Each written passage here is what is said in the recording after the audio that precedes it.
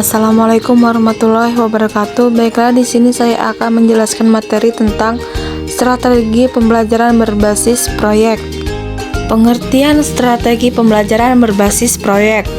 Model pembelajaran yang menggunakan proyek atau kegiatan sebagai media. Menurut Kemendikbud 2013, peserta didik melakukan eksplorasi, penilaian, interpretasi, sintesis, dan informasi untuk menghasilkan berbagai bentuk hasil belajar.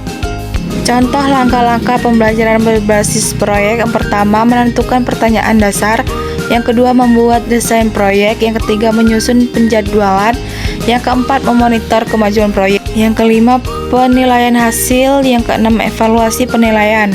Adapun tujuan dari PJBL, yang pertama, meningkatkan kemampuan peserta didik dalam memecahkan masalah proyek; yang kedua, memperoleh kemampuan dan keterampilan baru dalam pembelajaran; yang ketiga, membuat peserta didik lebih aktif dalam memecahkan masalah proyek yang kompleks dengan hasil belajar produk.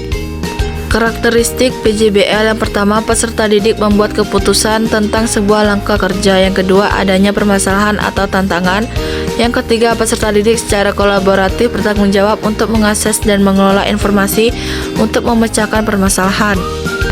Kelebihan pembelajaran berbasis proyek: yang pertama, meningkatkan motivasi belajar peserta didik untuk belajar; yang kedua, meningkatkan kemampuan memecahkan masalah; yang ketiga, membuat peserta didik untuk lebih aktif dan berhasil memecahkan problem-problem yang kompleks. Kelemahan pembelajaran berbasis proyek: yang pertama, memerlukan banyak waktu untuk menyelesaikan masalah; yang kedua, membutuhkan biaya yang cukup banyak; yang ketiga, banyak peralatan yang perlu disediakan; yang keempat, peserta didik yang memiliki kelemahan dalam percobaan pengumpulan data.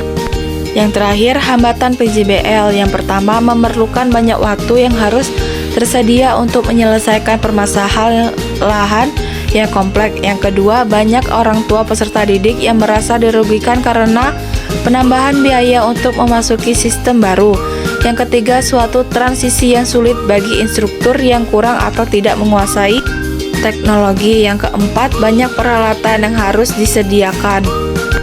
Itulah tadi penjelasan dari saya. Apabila ada salah kata atau kurang tepat, saya mohon maaf. Saya akhiri. Wassalamualaikum warahmatullahi wabarakatuh.